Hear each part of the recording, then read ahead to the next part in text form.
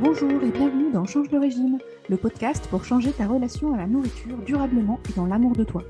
Je suis Annelise Despaillard, coach de vie certifiée pour ALE Coaching, et dans chaque épisode, je te donne les clés pour perdre du poids durablement en allant voir les causes du problème. Au-delà de ce que tu manges, pourquoi tu manges. Si tu as déjà pensé que le Nutella était plus fort que toi, tu es au bon endroit. Je veux t'aider à trouver comment tu veux manger pour te nourrir et te faire plaisir, pour en finir avec l'alimentation émotionnelle et compulsive, changer ton régime de croyances et de pensée. Et si c'était facile de perdre du poids, c'est ce que je veux te faire découvrir dans ce podcast, parce que perdre du poids, c'est possible pour toi. Bonjour et bienvenue dans mon podcast. Aujourd'hui, je veux te parler d'une notion très importante, voire fondamentale dans le chemin ou pour revoir sa relation à la nourriture, et c'est l'amour de soi. Avec cette première question, faut-il attendre d'être à son poids idéal pour s'aimer ou commencer à s'aimer tout de suite? Bon, d'accord, la question est un peu orientée et j'imagine que tu me vois venir avec des gros sabots. Bien sûr que je pense que c'est l'inverse de ce qu'on pense. Souvent, on pense « je veux perdre du poids pour pouvoir m'aimer », mais c'est en fait en m'aimant que je vais y arriver. Parce que comment tu te traites sur le chemin, c'est comment tu te traiteras à l'arrivée.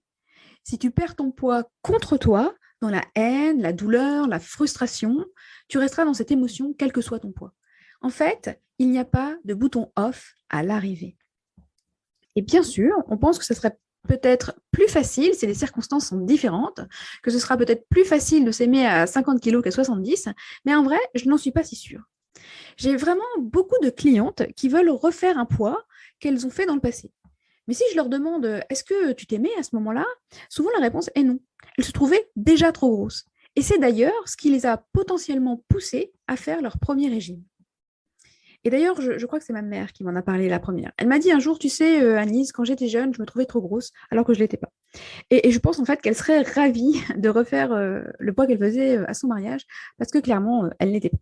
Mais elle est rentrée dans le cycle des régimes et du coup, elle a continué à grossir et à pouvoir atteindre ce poids qu'elle faisait quand elle était jeune. Et en fait, potentiellement, notre cerveau pourra nous dire que ce n'est jamais assez. Ou alors, il trouvera autre chose qui ne va pas. Si ce n'est plus le poids, alors ce seront les rides, ou la peau qui pend, ou on ne se trouvera pas assez musclé, ou on aura trop grosses cuisses, ou de la cellulite. Et si ton cerveau est comme le mien, clairement, il trouvera quelque chose. Alors, mes amis, c'est pour ça que je vous engage à trouver dès aujourd'hui le chemin de l'amour de vous. Et c'est comme ça que vous verrez vos premiers résultats. Ça changerait quoi dans ta journée si tu commençais à t'aimer? Et d'abord, ça veut dire quoi s'aimer? Se trouver jolie, désirable? Mais quand on regarde les personnes dans nos vies, est-ce qu'on aime seulement les personnes qu'on trouve beaux et avec qui on a envie de coucher? Franchement, j'espère bien que non, sinon ça pourrait même être franchement compliqué. Alors pourquoi, si on est prête à aimer d'autres personnes alors qu'elles sont imparfaites physiquement et pas que physiquement d'ailleurs, voire même elles sont en surpoids ou en obésité et qu'il ne nous viendrait pas potentiellement même à l'idée de ne plus les aimer pour ces raisons, est-ce qu'on ne pourrait pas se faire ce cadeau à nous-mêmes? Je pense que c'est aussi du fait de ce qu'on a peur, de ce qui pourrait arriver si on s'autorisait un petit peu à se lâcher la grappe. Si je m'aime, alors potentiellement, je vais arrêter tous mes efforts. Non? Pas forcément. Voire même au contraire. C'est parce que je m'aime que je veux respecter mes engagements.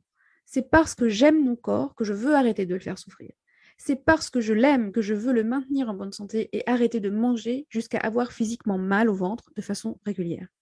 C'est dans l'amour, la confiance, la sérénité et la détermination que je pourrais mettre en place les actions nécessaires pour aller jusqu'à mon objectif.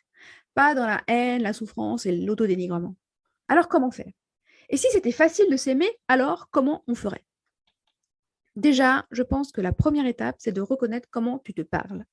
Beaucoup de mes clientes, et moi y compris, se parlent vraiment mal quand elles commencent à travailler avec moi.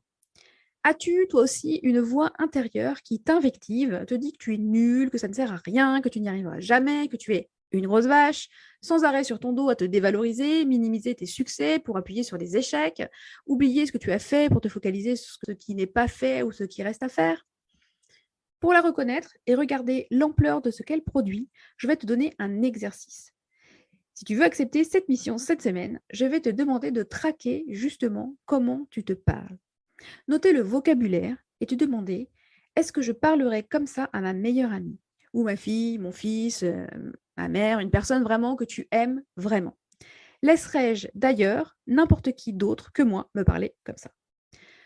Tu le sais, le premier pas vers le changement, c'est vraiment la prise de conscience. Et cet exercice est vraiment important pour prendre conscience de comment on se parle.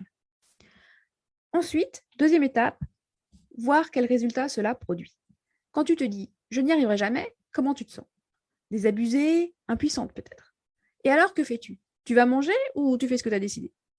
Quand tu te traites de grosse vache, comment tu te sens? Dévalorisée, honteuse? Et que fais-tu? Vas-tu manger ou jouer sur ton téléphone? La deuxième étape, c'est cela. Noter quelles sont les émotions que tu ressens et les actions que tu produis quand tu te parles mal. Et je pense que tu risques d'être surprise.